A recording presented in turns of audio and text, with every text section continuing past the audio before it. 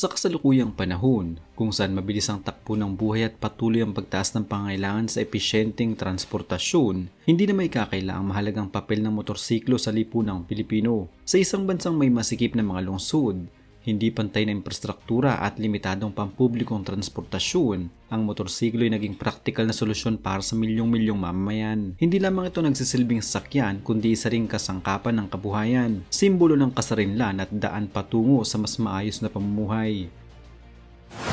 Sa dami ng tatak ng motorsiklo na makikita sa mga kalsada ng Pilipinas, may isang pangalan na patuloy na nangingibabaw at nagiging pamantayan ng kalidad at tibay: ang Honda. Sa loob ng maraming dekada, ang Honda ay naging bahagi ng pang-araw-araw ng buhay ng mga Pilipino. Ito ang motorsiklong ginagamit ng mga tricycle driver upang maghanap buhay, ng mga manggagawa upang makapasok sa trabaho, ng mga estudyante upang makarating sa paaralan at ng mga negosyante upang palaguin ang kanilang mga negosyo. Ang Honda ay hindi lamang produkto ng industriya, isa itong kasamang saksi sa mga pangarap at pakikibaka ng karaniwang Pilipino. Ang kasaysayan ng Honda Motor Corporation Ltd ay nagsimula sa panahong ang Japan ay dumaranas ng matinding krisis matapos ang ikalawang digmaang pangdaigdig. Wasak ang ekonomiya, kulang ang yaman at limitado ang mga paraan ng transportasyon. Sa gitna ng ganitong kalagayan, umusbong ang pangarap ni Soichiro Honda, isang lalaking may pambihirang interes at kakayahan sa mekanika. Ipinanganak noong taong 1906 sa Shizuoka, Japan. Si Soichiro Honda ay lumaki sa isang pamilya na may simpleng pamumuhay. Ang kanyang ama ay isang panday at mekaniko ng bisikleta, at dito unang nahubog ang kanyang pagkahilig sa mga makina. Bata pa lamang siya ay mahilig na siyang mag-eksperimento, magbukas ng makina at tuklasin kung paano gumagana ang bawat pyesa. Sa kabila ng kakulangan sa formal na edukasyon, ang kanyang praktikal na karanasan at walang sawang pagkatuto ang naging pundasyon ng kanyang kaalaman.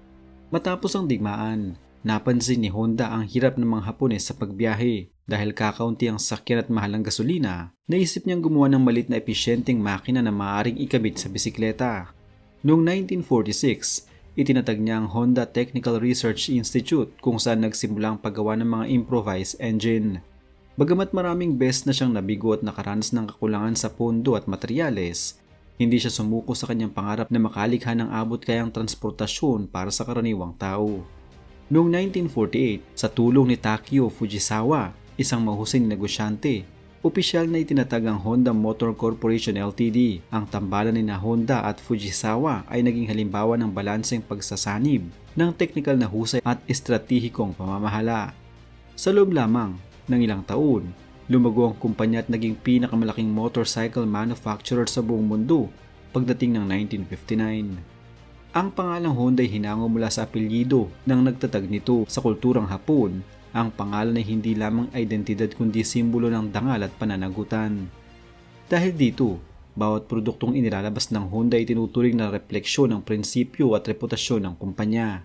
Kakibat ng pangalan ng pilosopiya ng Honda na The Power of Dreams, ang pilosopiyang ito ay nagpapahayag ng paniniwala na ang bawat inobasyon ay nagsisimula sa pangarap ng tao. Para sa Honda, ang teknolohiya ay hindi lamang para sa bilis o lakas, kundi para sa pagpapabuti ng kalidad ng buhay. Ang prinsipyong ito ang nagtulak sa kumpanya ng magdisenyo ng mga produktong praktikal, ligtas at may malasakit sa kapaligiran. Pumasok ang Honda sa Pilipinas noong mga dekada 70 sa panahong ang bansa ay naharap sa mabilis na urbanisasyon at kakulangan sa maayos na pampublikong transportasyon. Noong 1973, itinatag ang Honda Philippines Incorporated na nagmarka ng simula ng lokal na produksyon at distribusyon ng motorsiklo. Ang pagpasok ng Honda ay naging mahalaga hindi lamang sa merkado kundi pati sa ekonomiya ng bansa. Nagbigay ito ng trabaho sa libu-libong Pinoy at tumulong sa pagpapaunlad ng lokal na industriya ng automotive. Higit sa lahat, nagalok ito ng solusyon sa pang-araw-araw na problema ng transportasyon ng mga mamamayan. Sa mga unang taon, mabilis na nakilala ang Honda bilang tatak na matibay, madaling ayusin at kayang tumagal sa hindi ideal na kondisyon ng kalsada sa Pilipinas. Sa init, baha at lubak ng lansangan, napatunayan ng mga motorsiklo ng Honda ang kanilang tibay at pagiging maasahan. Isa sa mga pangunahing dahilan ng patuloy na tagumpay ng Honda sa Pilipinas ay ang kultura ng pagtitipid at pagpapahalaga ng mga Pilipino sa pangmatagalang halaga. Para sa maraming pamilya, Ang pagbili ng motorsiklo ay isang malaking desisyon na nangangailangan ng maingat na pagpaplano. Dahil dito, mas pinipili ang tatak na subok na at may magandang reputasyon. Ang tibay ng makina ng Honda ay naging alamat sa maraming komunidad. Maraming kwento ng mga motorsiklong Honda na dekada nang ginagamit ngunit patuloy pa ring maayos ang takbo. Ang ganitong karanasan ay naipapasa mula sa mga magulang patungo sa anak kaya't nagiging bahagi ng tradisyon ng pamilya ang pagtangkilik sa Honda.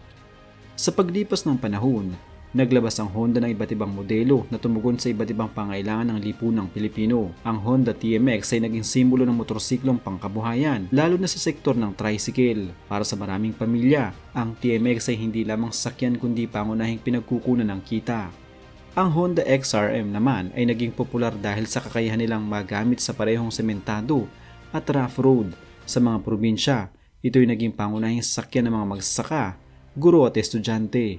Samantalang sa mga lungsod, namayagpag ang Honda Beat at Click dahil sa kanilang modernong disenyo, automatic transmission at kaangkupan sa traffic. Sa usapin ng presyo, nananatiling balanse ang Honda sa pagitan ng affordability at kalidad. Bagamat hindi ito ang pinakamurang opsyon, itinuturing ito ng marami bilang isang matalinong pamumuhunan dahil sa mababang maintenance cost at mahabang buhay ng makina. Tulad ng anumang malaking kumpanya, humarap din ang Honda sa iba't ibang hamon at kontrobersiya. Gayunpaman, sa kabila ng mga isyong ito, nananatiling buo ang tiwala ng publiko sa Honda dahil sa malinaw nitong track record sa kalidad at serbisyo. Sa kasalukuyan, patuloy na nangunguna ang Honda sa merkado ng motorsiklo sa Pilipinas. Aktibo itong naglalabas ng mga modelong may mas modernong teknolohiya, mas ligtas na features at mas environment-friendly na makina.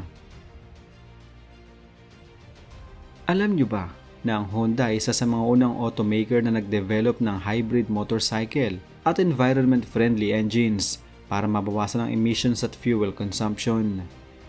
Alam nyo bang si Soichiro Honda ay hindi nagtapos sa formal na kolehiyo, ngunit sa pamamagitan ng passion at eksperimento, nagawa niyang itatag ang isa sa pinakamalaking global automotive companies. Alam nyo bang simbolo ng Honda sa Hapon ay may kahulugang pinagmulan o ugat na sumasalamin sa prinsipyo ng kalidad, maasahang pundasyon at pangmatagalang pangunlad? Maraming modelo ng Honda, lalo na ang TMX series, at alam nyo ba na tumatakbo ito ng higit 20 taon, patunay sa tibay at mahabang lifespan ng motorsiklo. Alam nyo bang Honda motorcycles, lalo na ang TMX at XRM, ay naging pangunahing sasakyan ng mga tricycle drivers at maliliit na negosyante, kaya't malaki ang kontribusyon nito sa kabuhayan ng ordinaryong Pilipino. Sa kabuuan, ang Honda Motor ay hindi lamang isang pandaigdigang kumpanya kundi isang mahalagang bahagi ng kasaysayan at pang-araw-araw na buhay ng mga Pilipino. Ito ay naging kasabay ng bansa sa paglalakbay mula sa kahirapan patungo sa patuloy na pagunlad. Ang bawat pag-ikot ng gulong ng Honda sa mga kalsada ng Pilipinas ay sumasalamin sa sipag, tiyaga at pangarap ng sambayanang Pilipino.